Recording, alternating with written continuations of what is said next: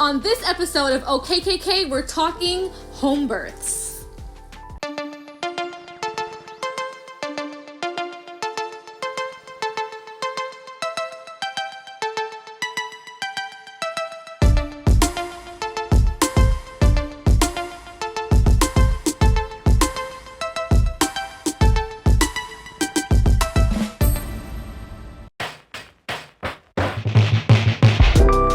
Hey y'all, and welcome back to another episode of OKKK. So, things are a little crazy on this end. Coronavirus has taken over the world and we had so many different things planned for you. So we're taking a little turn and I'm going to talk about a topic that's very near and dear to my heart. The time that I had a whole baby in a pool in my house. We're talking home birthing today.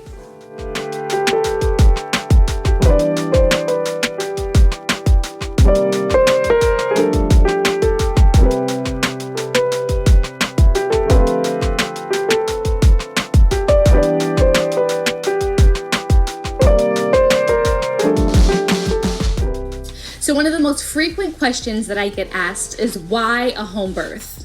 There's the option for a hospital, a doctor. Why did you decide this third time around to do the home birth? Well, there's a couple different reasons why. The first reason was that the hospitals normally have a lot of restrictions on photography, video, number of people in the room. And I know for sure that I wanted this being my last child. Yes, DeVal, this being my last child. I wanted this experience to be on document for me. I wanted to be able to look back at video and pictures, have my good friend and photographer Joshua Dwayne there to capture this moment for us. So that was one thing. Another thing was after Jackson's experience, naturally, the hospital left a little bit of a bad taste in my mouth. I was just really nervous about the confines of being in a bed the entire time that I labored. I felt like I wanted my body to just have a chance to do naturally what it was made to do. So I did some research, of course, about the female body, about pregnancy, about the changes that occur. And then I happened to bump into a friend who was using a midwife. This midwife being Takiya Ballard. All right, mommy about to get this needle, all right? Okay. So you gotta talk to her like she talks to you when you get yours. All right. No, you're not getting one, but you gotta support mommy. You gotta tell her what she tells you when you be getting yours. What does mommy tell you? Yeah, I don't know. You don't know? Don't cry. You nervous like you about to get one. You ain't about to get one. Best person ever. I'm not looking. Not me. Nah, you gonna watch. Daddy's watching. That's new. Maybe that's baby. That's the look Look at at that. See, she For knows sure. what she's doing. Bro. Okay. Takiya is no amateur here. See how easy mommy took that like a soldier? She took it like a soldier. So I know a couple expecting moms right now, and it was really heartbreaking to hear the stories of women being unsure if their spouse or their mom or a family member could not be in the room with them. And I decided to reach out to my amazing midwife, Takiya Ballard of Sakina Midwifery. Although she just sent me a letter that she's retiring, this pandemic has actually pulled her out of retirement because her work is not done yet. And I told her that her work is done with me, but there are other women who may need her right now. So I jumped on a quick Zoom call with Takiya to chat more about what her experience is like right now tackling this pandemic where women are now researching home births as an option. So thank you, Takiya, for joining me today. You're welcome. How's everything been? Well, it's been great. Business has been great. But this year I announced my retirement. And it's been a little funky since doing that because now we have this wonderful pandemic, and I'm being obviously facetious here by saying wonderful, that has affected the entire world and also birth, so it's been challenging the last few weeks. So tell me now the conflict, because I can imagine that there is a conflict from a medical standpoint of you coming into a woman's pregnancy so far along. So talking about the women who are in their third trimester, naturally I know even OBGYNs don't take on patients once they've reached a certain week point. So what's the challenge that you face now with someone who you don't necessarily have a relationship or a history with them or know their history? How do you then pick up the pieces and provide the care that they deserve and need? Right. It's a big difference. And we talked about this when you were, consulting and interviewing me for the birth of Kaz. there's a big difference between a medical philosophy and a midwife philosophy. A medical philosophy focuses on, here's a problem that we're presented with. It's a medical situation. We have symptoms. We have, diagnostic tests that prove that this medical situation exists.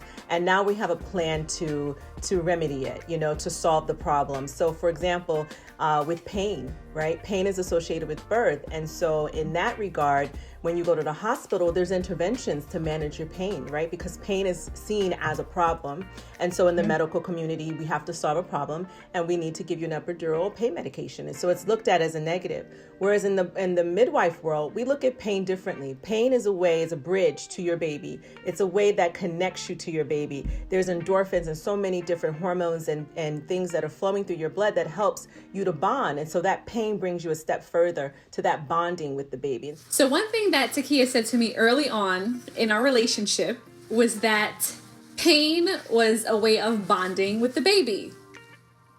Now, I know how to bond with stuff, okay? I bond with my husband. I was bonding with my other kids.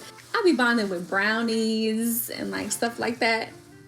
But bonding with pain made absolutely no sense to me in the beginning. But in the moment, as I was having Kaz, as the pain intensified, I kind of got what she meant. It was like as the pain got more, there was more of a desire for me to have this baby. I say all that to say that there's a lot of teaching that gets done when you have a midwife. And so we, our appointments like you had with Kaz were an hour plus long. The boys were involved and Val and the family, your grandma, everybody was involved in these appointments and became a family appointment, and then there was a lot of teaching and educating. I remember that time when Kaz was not settled right in your pelvis, so we had to do inversions and Deval had you all flipped up, and doing all those kinds of things. Deval, if I hadn't trusted you before, brother, I trusted you now because the minute you told me that Kaz was, I think was he anterior?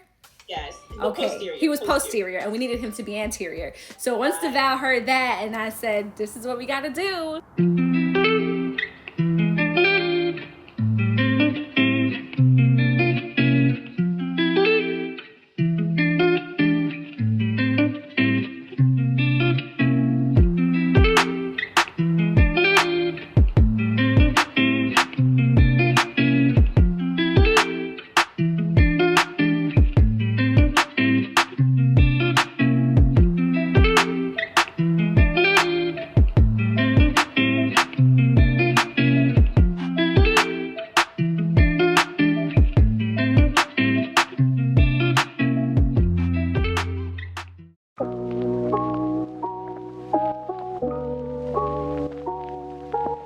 There were several different reasons that I decided to do this. First off, I had 3 completely different pregnancies and births. With Jackson, I was with an OBGYN, had the baby in the hospital with my doctor, had complications due to tearing, so many things, emergency surgery. So naturally, my first time having a baby was a little bit traumatic.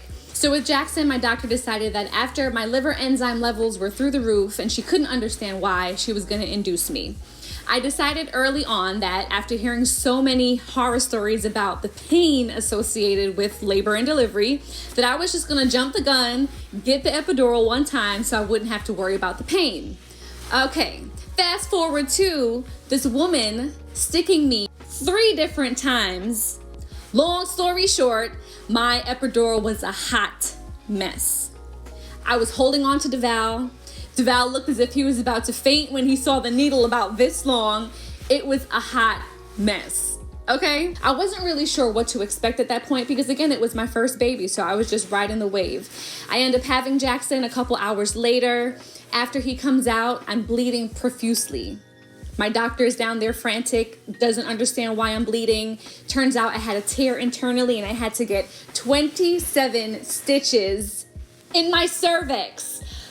It was about 5 or 6 hours before I was able to even see Jackson and have that bonding experience with him.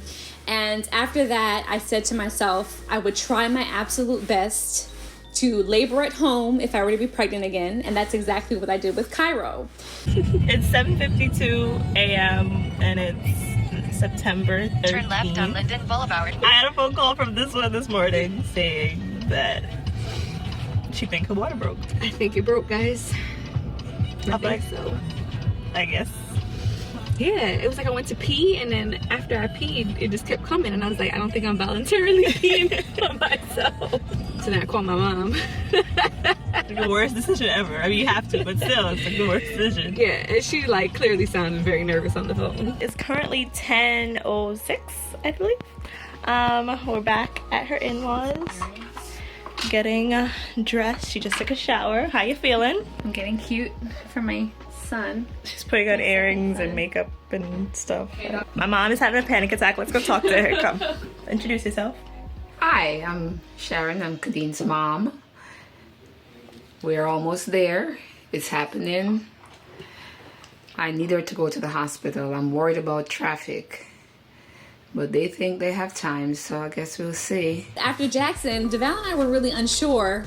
Well, I was really unsure if we were gonna have a whole nother baby again because I was so traumatized from my first experience. But lo and behold, Cairo was my second pregnancy. And at this point, our apartment was being renovated. We were staying at our parents' homes. So things were a little out of sorts just because I wasn't comfortable in my own space, first and foremost. But I did decide with DeVal that I was gonna try to labor at home as much as possible because if I did that, it would not tempt me to wanting to get an epidural. That was my logic. Little did I know that your girl right here was a G. Do we need to call Dr. Becker, let her know you're on your way? I'll call. Yeah, call this sister. I'm right here, baby. I'm right here. I was a G. And I was able to labor at home till the very end that I didn't even know I was actually having the baby in my hallway. I took Jackson to school that morning. I even saw his teacher and said, hey girl, I think my water broke this morning. I may or may not be here for pickup, just so you know. Ended up going to the supermarket to get some snacks because DeVal's always hungry. Babe, what's there to eat? But if y'all know Cairo was coming any which way. So DeVal gets the car. I jump in the car with my mom, my sister. My mom and my sister are in the back seat trying to tell me to calm down and not think about it as I'm having a baby. You can do it. Oh my god. Oh my god. Honey, just breathe. Don't think about it. Try not to think about it. Ma, seriously sis, my sister probably just got out of labor and delivery class. So she's telling me, Khadeen, purse your lips and blow. Go around this guy. Purse your lips, Khadeen, and just breathe out your mouth. Make an O with your mouth and breathe. Can you go? Oh. Seriously sis, Cairo is about to literally be delivered in the car. We get to the hospital, DeVal has to park the car. I tell him, DeVal, just throw that joint at the fire hydrant, get a ticket, I don't care because this baby is coming. He tries to go and park with the parking attendant, gets into a whole fight with him. Meanwhile, Cairo makes his grand entrance in triage. My doctor missed it, DeVal missed it. Cairo, as we know, didn't give a shit because that's just Cairo and that's how he came into this world. When your wife is a beast and she just give birth, looking like nothing just happened. What happened? You gave birth? Huh? There was a baby in there? I don't know. I don't see it. Where is that? The baby over there? You can't see it yet because if I put it on Facebook, then my grandmother's going to be mad, so I can't put it on Facebook, all right? Mimi, I'm not going to put it on Facebook. But, Kay, you on Facebook? You on the gram? Oh Lord. So after having that experience with Cairo, I kind of had a chip on my shoulder. Not gonna lie, I felt like if I can labor this long at home and just barely make it to the hospital to have a baby, maybe I can have a whole baby at home. If you're gonna go and ask around for a good place to do your hair and your nails, why not do the same for your body? I personally did a lot of research. I mean, home birthing may not be for everyone. Hiring developing a relationship with a midwife may not be someone's route, but it required a lot of research on my end to decide this was what I wanted to take, the route I wanted to take. So what are a lot of the misconceptions around that? Like epidural being one. Are there any others that you've heard? The difference between a doula and a midwife. I get that all the time. The biggest thing I think in all of my years of being a nurse and also being a midwife is not just the misunderstandings, but the conceding that we as health consumers do to the word I'm looking for, it's missing my mind right now, but we sort of go with the status flow of whatever the person who's wearing the white jacket and all those letters behind their name, whatever they tell me is right, that's what I'm going to do. It's the idea that women are not, and especially birthing women, especially Black women, I think we need to, of all the races, need to really start questioning everything that's being said to us and being the head of our healthcare, So although we're only 15%, we meaning Black men and women, are less than 15% of the population, Black women are dying 3-to-1 to white women during labor. And I wondered why that was. And a lot of people also asked me why I decided to document this and then share it on our YouTube space. So if you haven't had a chance to take a look at our home birthing vlog with Kaz and my experience, take a look at that. I thought it was very important for me to show women the option that you have. That if you do your research, if you look into your insurance company, if you save your money, if this means something to you to have it at home, if your body is able to do that and you have no pre-existing conditions that may limit that for you, do your research and see if this is an option for you. A lot of people don't talk about it, and it was really important for me not only to document this for myself just to have as a keepsake. It was important for me to use my platform to be able to tell people about my story and my experience, so then you can now feel empowered to do your own research for yourself.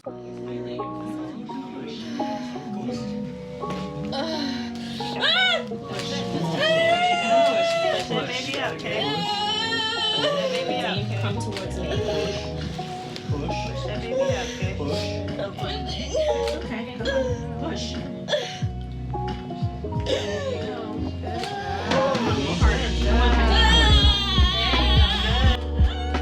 So now that I've roped you in with the first half of my home birthing story, stay tuned for the next episode where we'll complete it and I'll have a whole baby in a pool. Yo, shut up, DeVal.